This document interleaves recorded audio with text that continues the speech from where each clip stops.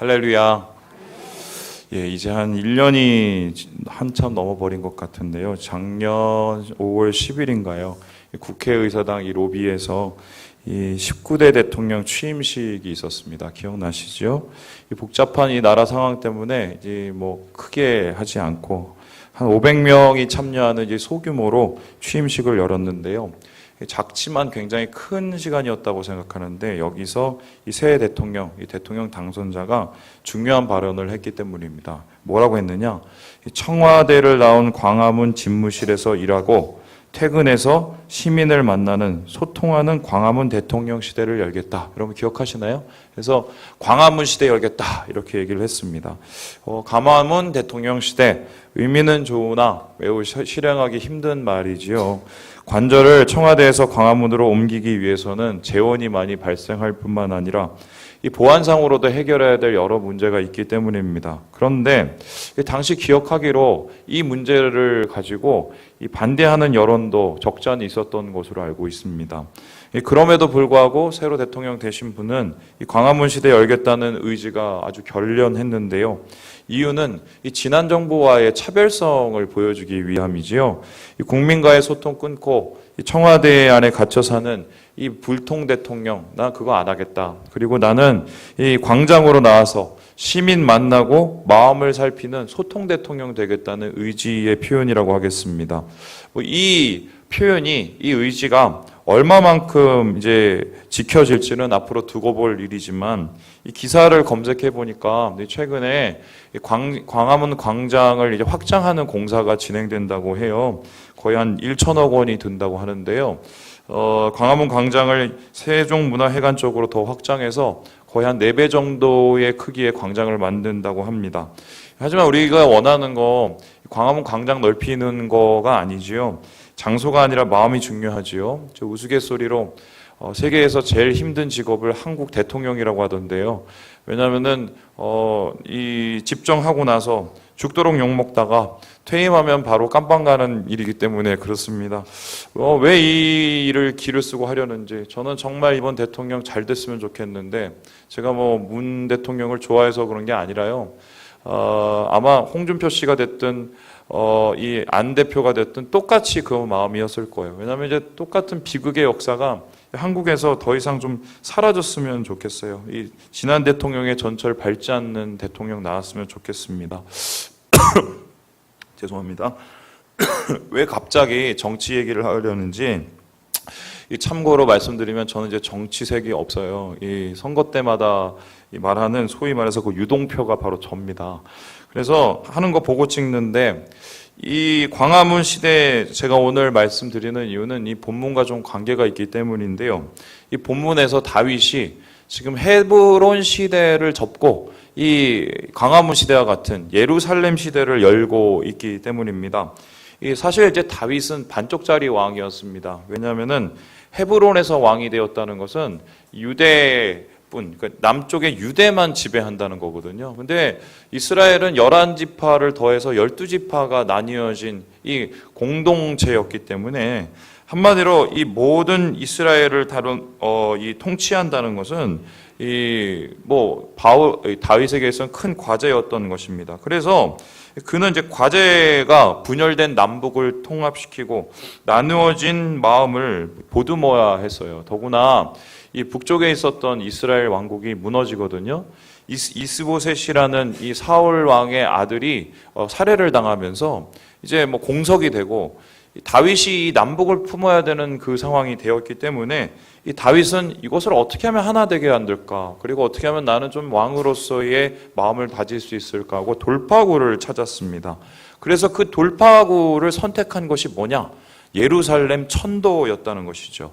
여러분 이 그림에서 보는 것처럼 이 지도가 다음과 같은데요.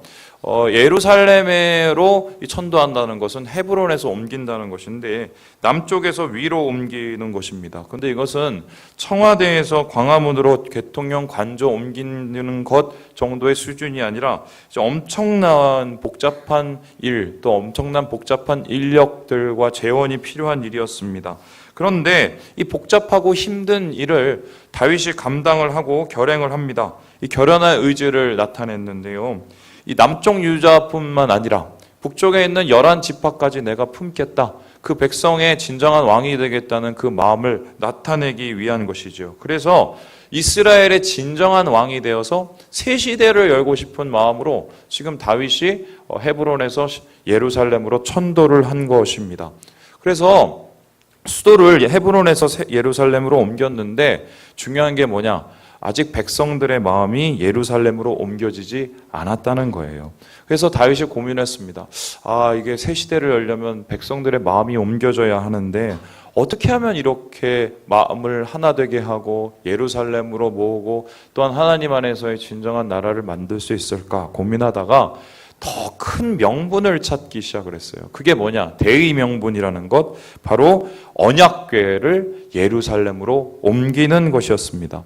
이 다윗이 언약궤를 예루살렘으로 옮기는 일에 얼마나 큰 힘을 쏟았는지 그 규모를 보면은 좀 어느 정도 살펴볼 수 있습니다. 우리 함께 1절과 3절, 5절의 말씀을 같이 한번 읽어보죠. 시작. 다윗이 이스라엘에서 뽑은 무리 3만 명을 다시 모으고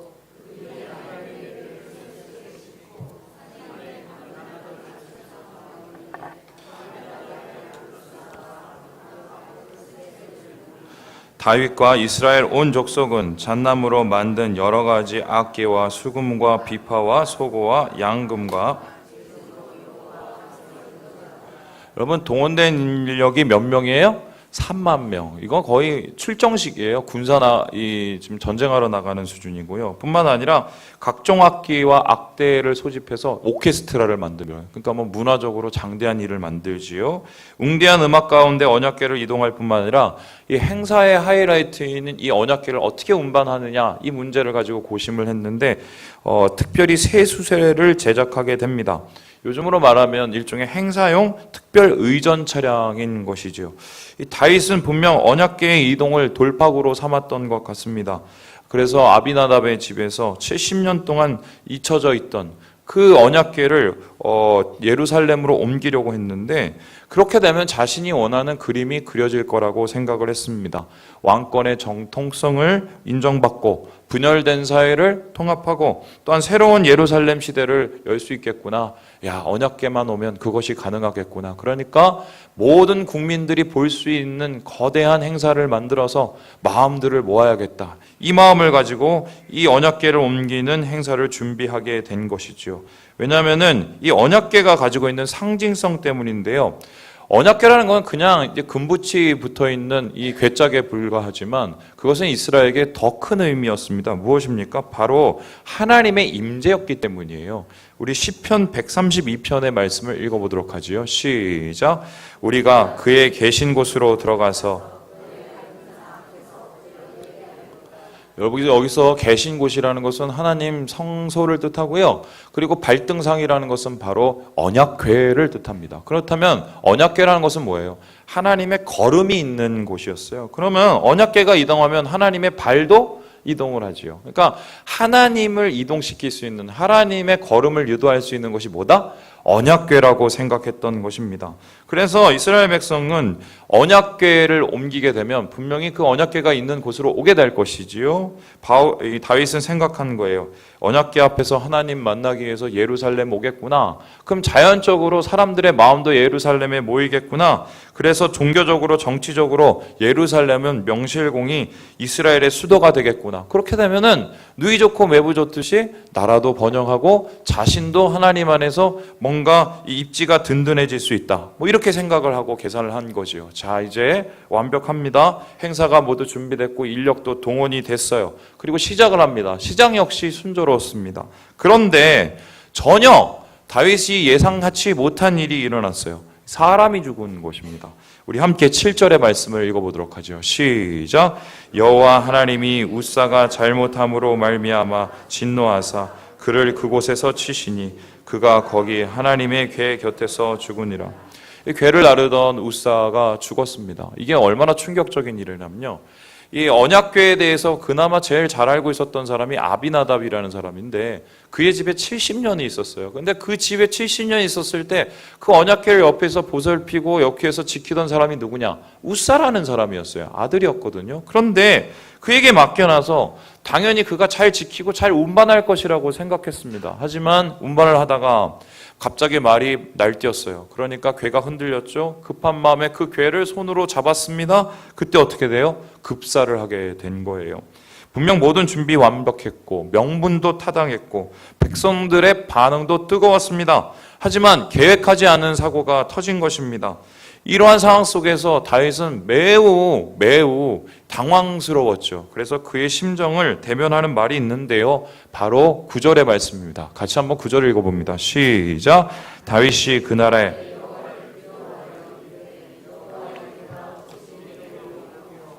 어찌 내게로 오리요. 당황하던 이 마음, 이 결론적으로 나중에 화가 난 거예요. 아니 나는 그래도 열심히 잘해보려고 하는데 하나님 언약궤 좀 잘 보살피고 백성들 위해서 뭔가 잘해보려고 하는데 왜 이걸 안 도와주셔? 화가 난 거예요. 또 뿐만 아니라 그 화가 나는 것은 나중에 이제 이 두려움으로 바뀌게 되었는데요. 아니 이렇게 해서 죽으면 앞으로 어떻게 하라는 소리야. 또 뿐만 아니라 지금 이거 보고 백성들이 굉장히 놀라고 실망을 했었을 텐데 이 마음을 어떻게 추스릴 거냐, 앞으로 어떻게 통치를 할 거냐, 머리가 복잡해지고 두려움이 오고 또한 하나님의 궤에 대한 여러 가지 불편함이 생기기 시작한 거죠. 그래서 아마 이때부터 이제 다윗은 심각하게 고민을 하기 시작했을 것입니다. 잘 되자고 한 일인데 새 일을 시작할 수 있는데 어떻게 이런 일이 일어나냐, 앞으로 어떻게 하면 이 궤를 어떻게 할 것이냐, 그는 무엇이 잘못되었는지, 무엇을 놓쳤는지 며칠을 두고 복기를 했을 것입니다. 그리고 나서 이유를 발견하게 되는데요. 그 이유가 무엇이냐? 예배의 중심, 예배의 마음을 잃어버렸기 때문인 것입니다. 여러분, 우사가 왜 죽었을까요? 이 학자들 간에 여러 의견이 있습니다. 이때까지 많은 설교자들이 우사의 죽음, 이 언약궤를 따른 이 우사의 죽음을 그 원인을 이렇게 찾아요. 운반 방법이 잘못되었기 때문이다라는 거예요. 그래서 여러분 아마 이런 설교 들었을 거예요. 그래서 하나님은 예배할 때 하나님의 방식으로 예배하고 하나님의 방식으로 거룩하게 나가야 된다. 맞는 얘기지요. 왜냐하면은 이 똑같은 상황의 이야기를 역대상에서 이렇게 기록하고 있기 때문입니다. 우리 15장 말씀 읽어보도록 하지요. 시작. 그들에게 이르되 너희는 레위 사람의 지도자이니 너희와 너희 형제는 몸을 성결하게 하고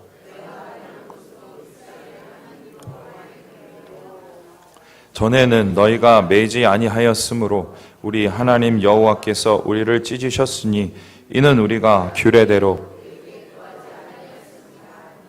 여러분 동일한 사건 두고 역대기 기자는 실패의 원인을 뭐라고 해요? 전에는 너희가 매지 아니하였으므로. 그러니까 모세오경에 언약궤의 운반 방법을 구체적으로 제시를 하고 있거든요. 운반의 방법은 구별됨과 거룩함이었습니다. 일반 옮길 때는 궤짝이니까 당연히 수레로 옮길 수 있다 치는데 하나님의 임재를 상징하는 언약궤는 달랐습니다. 그 방법이 어떻게 해요? 사람이 직접 옮겨야 되는 차별적인 방법이죠. 바로 이런 그림이 될 텐데요. 지금 이 언약궤를 운반하는 레위 사람들의 모습이 보입니다. 만지지 않기 위해서 이 막대기, 이 금 막대를 이용해서 옆에 꿰요. 그리고 그것을 조심스레서 4명이서 들고 하나님의 언약궤를 거룩하게 운반하는 것입니다. 그래서 하나님의 방식대로, 하나님의 뜻대로 움직여야 한다. 선택된 레위 지파의 고앗 자손이 옮겨야 되고 직접 어깨에 매야 된다. 법궤 위에는 천을 덮어서 접근을 막아야 된다. 만지면 죽기 때문이다. 그들은 수레를 통해서 그래서 운반하지 말아야 됐는데 수레로 운반했기 때문에 직접 손으로 운반하지 않고 수레로 운반했기 때문에 이 일이 일어났다. 근데 아무리 행사라 할지라도 특별 수레라 할지라도 하나님의 방식이 아니기 때문에 하나님이 노하신 것이다. 이것이 지금까지 많은 해석이었습니다. 뿐만 아니라 한 가지 이 해석을 타당하게 하는 게 뭐냐면 그 당시에 이방 민족들이 자신의 신을 그 우상을 어떻게 운반했느냐? 수레를 통해서 운반을 했다는 거예요. 그래서 다윗이 우상을 옮기는 방식으로 하나님의 언약궤를 옮기려 했기 때문에 하나님이 노하셨다. 이것이 이제 많은 해석 중에 하나이지요. 이 의견엔 타당성이 있고요.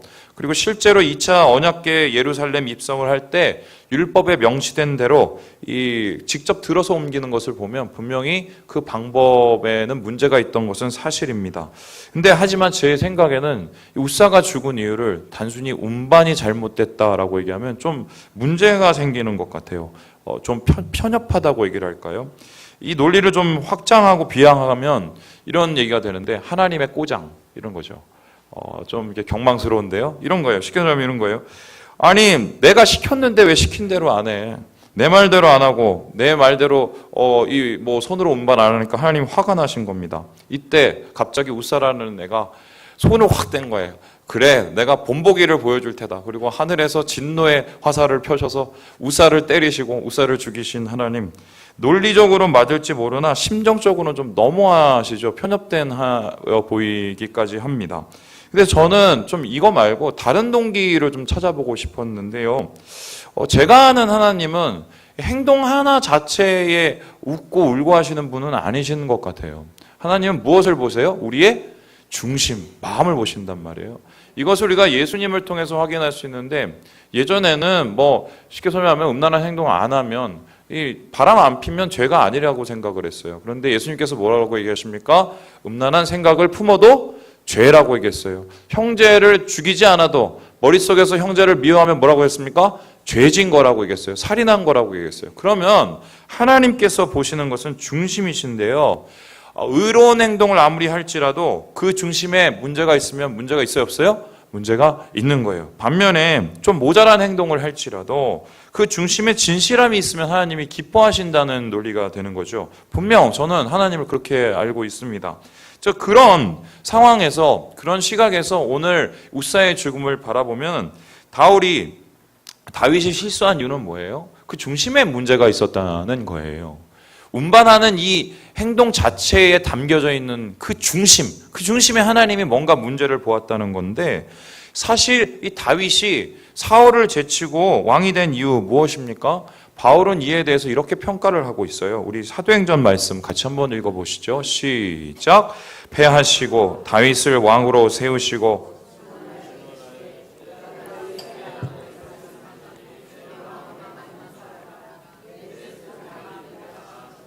다윗을 세우신 이유를 뭐냐면 내 마음에 맞는 사람이기 때문이다. 이것을 예전에 성경에는 내 마음에 합한 사람이라고 얘기를 했습니다. 여러분 이걸 이제 직역하면 뭐냐면요, 내 마음을 따르는 사람, 내 마음을 향하는 사람입니다. 여러분 우리가 하나님을 향하고 우리의 모든 생각과 모든 중심이 하나님을 따르고 우리의 온 마음과 온 뜻을 당해서 하나님을 바라보는 행동을 뭐라고 합니까? 예배라고 해요. 그렇다면은 하나님께서 다윗을 세우신 이유는 뭐예요? 참 예배자였기 때문이라는 것입니다. 그는 왕이기 전에 삶의 모든 것을 하나님 앞에 향하는 예배자였어요. 그 중심을 보시고 그 중심을 기특해 하시고 그를 일개 목동에서 하나님의 왕으로 세우신 것입니다. 자, 그렇다면 그런 의미에서 이 언약궤가 예루살렘으로 돌아온다는 것은 행복한 일이에요. 참 예배자가 너무 행복하죠. 왜요? 이제는 멀리 있던 하나님의 언약궤가 이제 내 앞에 와서 모든 사람이 함께 하나님 앞에 예배를 드릴 수 있는 절호의 찬스입니다. 그래서 이 예배 가운데 주님을 만나고 임재를 경험하고 모두가 하나님 안에서 예배로 하나 될 수 있는 기회거든요. 그런데 그 놀라운 기쁨의 기회를 다윗이 놓쳐버린 거예요. 행사 준비하다 놓쳐버린 거예요. 다른 것 생각하다가 놓쳐버린 거예요. 예배보다는 대의 명분에, 그리고 임재보다는 이득의 마음이 빼앗긴 것입니다. 그는 하나님 앞에 온전히 예배할 순간에 다른 생각과 계산에 사로잡혔습니다. 하나님 앞에 마음을 다해야 할 시간에 사람들만 바라봤습니다. 그리고 결국 모든 것이 무너지는 것을 경험했습니다. 예배의 중심이 사라질 때 어떤 결과가 나타나는지를 뼈저리게 경험한 것입니다. 오늘 그래서 저는 여러분에게 심각한 질문을 좀 던지려고 합니다. 여러분 이곳에 왜 오셨습니까? 저는 왜 이곳에 서 있는 것일까요? 물론 예배하기 위해서 오셨다고 대답하시겠죠. 제 얼굴 보러 오시는 분들 없을 겁니다. 아무리 잘생겨도. 그렇죠? 그리고 우리 교회 건물 뭐 뛰어난 건물 아니라 볼 게 없어요. 볼 게 없는데 뭐 오겠어요. 정말 하나님께 예배드리러 오신 것 아니겠습니까? 그렇다면 이제 제가 더 심각한 질문을 드립니다. 여러분 정말 지금 하나님 예배하고 있습니까? 하나님 예배한다는 것은 하나님을 만난다는 것이거든요. 그러면 오늘 여러분 정말 이 자리에서 하나님 만나고 계세요? 예배라는 것은 무엇입니까? 아무것도 아닌 우리가 거룩하신 하나님을 만나는 말도 안 되는 기적입니다. 그래서 예배자가 진짜 하나님을 만나면 어떤 일이 일어나냐? 기적이 일어납니다. 예배의 감격, 기쁨을 느끼게 되고요. 성령이 충만케 되고요. 사람이 변합니다. 이게 예배를 통해서 얻어지는 열매입니다. 제대로 된 예배를 드리면 하나님을 만나고, 하나님을 만나면 기적이 일어납니다. 변화가 일어납니다. 그런데 한번 더 심각한 질문을 해보죠. 그러면 지금 여러분들에게, 저에게 예배의 이 기적, 예배의 감격이 있나요? 우리는 정말 예배의 기쁨을 경험하고 있습니까? 예배 가운데 하나님을 만나는 깊은 체험을 하고 있나요? 여러분, 더 죄송하게 제가 말씀드리겠습니다. 우리 장로님들 지금 하나님 만나고 계십니까? 우리 권사님들 하나님 임재 경험하고 계십니까? 우리 안수 집사님들 하나님 이곳에 계신 것을 알고 계신가요? 우리 집사님들 정말 하나님을 향하고 온 마음을 다해서 지금 주님을 만나고 계신가요? 이 질문을 자신 있게 대답하지 못한다면 지금 우리 예배에 문제가 있는 거예요. 더 정확하게 말하면 나의 마음 가운데 예배의 중심이 사라지고 있는 겁니다. 그리고 초점이 다른 곳을 향하고 있는 것인데, 문제는 이것이에요. 예배자가 예배의 마음을 잃으면 하나님은 그 예배를 받으실 수가 없다는 거예요. 그리고 웃사의 발걸음을 막으셨듯이 하나님께서는 우리의 인생의 발걸음을 막으십니다. 그 이유는 뭔가요? 육이 살아도 영이 죽으면 다 죽는 거기 때문이에요. 예배를 드리고 하나님을 만나야 영이 사는데, 주님이 원하시는 것은 내 영혼이 잘됨 같이 뭐가 다 돼요? 범사에 잘되고 강건하는 것입니다. 근데 범사에 잘되고 강건하는데 내 영혼은 하나님을 만나지 못하고 내 영혼은 죽어간다면 그것은 모두 의미가 없는 헛짓이기 때문이에요. 오늘 이 다윗이 예루살렘에 언약궤를 가져오면서 아주 중요한 명분을 가지고 가져오지만 그의 중심이 사라진 그 순간 그는 헛짓을 하고 있는 것입니다. 오늘 하나님께서 그 헛짓을 하는 다윗에게 아주 중요한 것을 보게 하세요. 뭐예요? 기쁨이 없어요. 예배를 드리면서도 다른 생각에 사로잡혀서, 다른 마음에 사로잡혀서 하나님이 주시는 그 감격과 기쁨을 잃어버리고 있는 것입니다.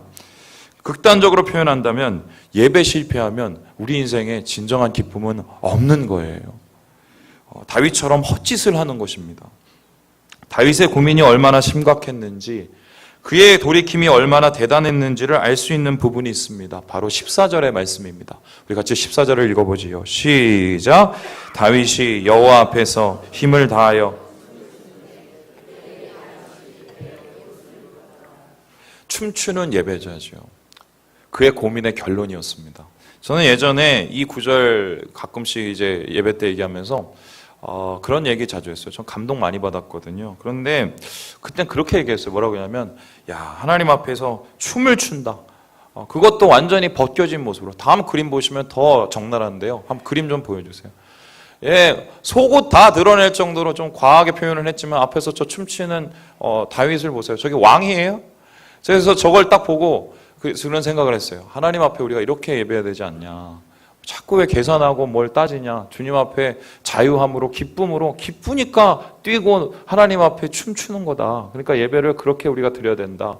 자유와 기쁨이 넘치는 예배, 뭐 이런 얘기를 이 춤추는 예배자에 관해서 제가 설교를 몇 번 했어요. 그런데 제가 나이가 먹고 또 이제 이 말씀을 알게 되면서 이 춤추는 예배자의 다윗의 모습에서 다른 모습을 좀 발견하거든요. 그건 무엇이냐? 바로 이 춤추는 예배자, 바로 이 춤추는 예배자에는 다윗의 잃어버린 중심을 향한 아픔이 담겨져 있어요. 저는 이 다윗이 바로 이 상한 심령의 예배를 드리고 있다고 생각을 하거든요. 다른 것에 마음 뺏기고 예배 중심을 잃어서 헛짓하던 그의 예배를 돌이켜서 하나님이 원하시는 예배, 자기가 할 수 있는 최선의 예배, 상한 심령의 예배를 드리고 있는 이 다윗의 모습이 바로 이 춤추는 이 예배자의 모습이 아닐까.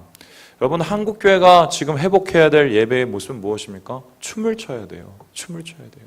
저는 가능하다면 우리가 이 춤을 다시 회복하고 싶어요. 지금 다 일어나셔서 춤추라고 하고 싶은데 그게 안 되니까. 왜냐하면 이 춤에는 뭐냐면 예배의 가장 중요한 세 가지의 중심이 담겨져 있기 때문입니다. 그러면 이 춤추는 예배자에 담긴 중심은 무엇인가? 이 세 가지로 볼 수 있는데요. 다음과 같습니다. 우리 같이 한번 읽어보죠. 시작. 예배는 절대 목적이다. 두 번째요. 예배는 완전한 낮아짐이다. 세 번째요. 예배는 온전한 드림이다. 예배는 절대적인 목적이라는 거예요. 다른 것이 예배의 목적을 대체할 게 없습니다. 뿐만 아니라 우리 인생의 가장 큰 목표가 뭐냐? 성경은 말하고 있어요. 하나님 앞에 영광을 돌리는 것. 나는 나를 찬양하는 백성으로 삼기 위해서 세우셨다고 말씀하셨습니다. 이유는 무엇인가요? 우리의 끝과 시작, 모든 것이 하나님을 예배하는 것으로 시작해서 하나님을 예배하는 것으로 끝내야 된다는 것이에요. 그래서 예배의 목적에 다른 것이 개입되면 돼요, 안 돼요? 안 됩니다. 하나님만 향하는 예배. 그래서 본문에서 분명히 얘기했어요. 그가 어떻게 예배를 드렸느냐? 여호와 앞에서 예배를 드렸어요. 사람이 다 지켜봐도 그게 중요한 게 아니에요. 하나님을 바라보면서 내 인생의 목적은 오직 예배여야 되고 하나님을 만나는 거야기 때문에 절대 목적의 예배를 드리고 있는 거예요. 뿐만 아니라 그는 예배를 지금 낮아짐으로 지고 있습니다. 아까 그림에서 보셨듯이 그 벌거벗은 목적, 그것을 가지고 사람들이 욕할지라도 상관이 없었어요. 왜요? 그는 그 예배 가운데 하나님 만나는 것이 목적이었기 때문입니다. 자기가 왕이건 조롱을 받건 그건 그 다음의 문제예요. 하나님이 내게 오셨다. 하나님이 나를 만나주신다. 하나님이 나를 기뻐하신다. 그 하나만으로 그의 마음은 녹아버린 거예요. 그래서 그는 주관자가 아니라 예배의 참여자로, 예배의 동참자로 주님을 높입니다. 이 하나님의 언약궤 앞에서, 임재 앞에서는 왕도 없고 백성도 없고 거지도 없는 거예요. 주님 앞에 예배할 때 우리의 모습이 뭐가 중요하겠어요? 하나님 앞에 드리려는 그 중심을 주님이 바라보시거든요.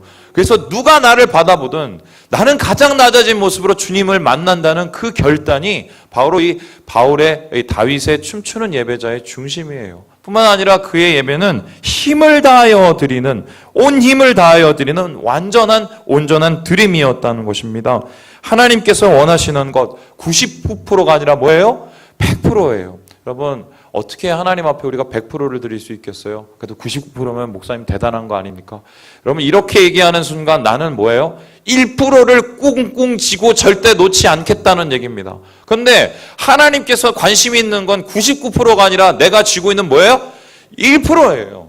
하나님 앞에 온전한 드림으로 나아가길 원하는 거죠. 이것 챙기고 저것 챙기고 이것 숨기고 이건 감춰놓고. 주님이 원하는 예배는 이게 아니에요. 여러분, 우리는 하나님이 적극적으로 만나주기를 원하시면서 우리의 모든 것을 채워주기 원하면서 결코 우리는 하나님 앞에 그러한 1%를 감춰지는 그 예배를 드린다면 이건 하나님이 기뻐하시는 얘기예요? 아니에요? 아닐 수밖에 없는 거죠. 그래서 이러한 이 춤추는 예배자에 대해서 유진 피터슨 목사님은 다음과 같이 얘기를 하고 있어요. 우리 같이 한번 읽어보죠. 시작. 예배는 우리가 의도적으로 하나님께 주목하기 위해 따로 떼어놓는 시간과 장소이다. 하나님이 그런 시간과 장소에만 계시기 때문이 아니다. 우리의 자기 집착이 너무도 뿌리 깊고 고질적이어서 그것을 의도적으로 중단시키기 위한 정기적 시간과 장소가 없다면 우리는 다른 시간과 장소에서도 주님께 주목할 가능성이, 우리의 못된 버릇 때문에 예배의 시간과 주일이 필요한 거예요. 여러분, 주일날 하나님이 그래, 내가 너희들 얼마나 예배 잘 드리는지 보자. 내가 니네 예배 드리는 거 보고 내가 축복할 거야.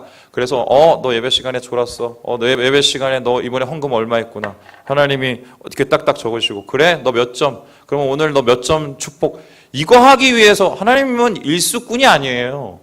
하나님의 관심은 오히려 반대예요. 주일이 왜 있느냐? 주님을 위해서 있는 게 아니라 사실은 우리를 위해서 있는 거예요. 왜요?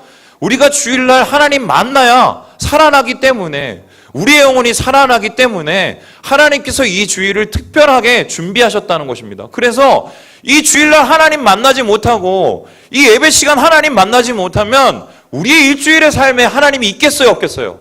없어요. 그래서 이것을 위해서 다윗은 하나님 앞에 적극적으로 나와서 완전하게 드리며 낮아짐으로 준비됨으로 주님 앞에 나와서 절대 목적의 예배를 하나님 앞에 드리고 있다는 것입니다. 여러분, 바울의 이 모습 돌이켰어요. 회개했어요. 주님 앞에 돌아왔어요. 그리고 예배의 중심이 변했어요. 그의 마음속에 감동이 일어났어요. 잃어버렸던 기쁨이 생겼어요. 그리고 그 감동과 기쁨을 이렇게 얘기하고 있는데요. 우리 세번역으로 22절의 말씀을 같이 한번 읽어보도록 합니다. 시작. 내가 스스로를 보아도 천한 사람처럼 보이지만 주님을 찬양하는 일 때문에 이보다 더 낮아지고 싶소. 그래도 그대가 말한 그 여자들은 나를 더욱더 존경할 것이요. 내가 나의 나된 것 하나님의 은혜. 주변에 있는 사람들이 아무리 나를 욕해도 나는 주님 찬양하는 것에 내 목숨을 걸겠다. 아무리 낮아져도.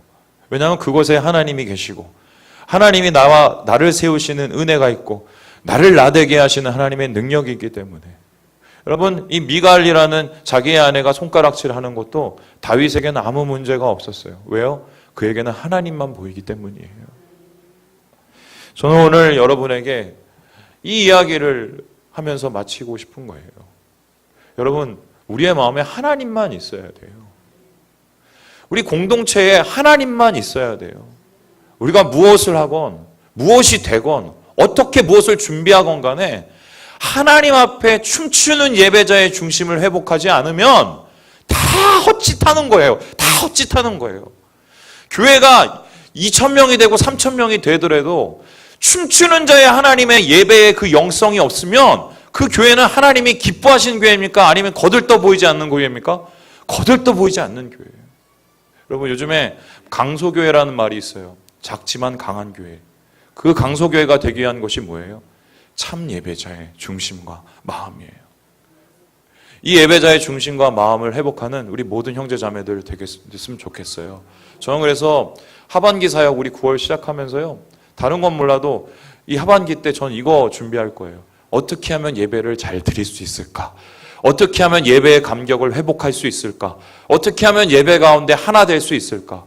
여러분, 이 마음에 동참하셔서 예배의 감격을 회복하시고 하나님의 임재 가운데 능력을 회복하시는 우리 사랑하는 모든 지체들 되시길 주님의 이름으로 축원합니다. 기도하겠습니다.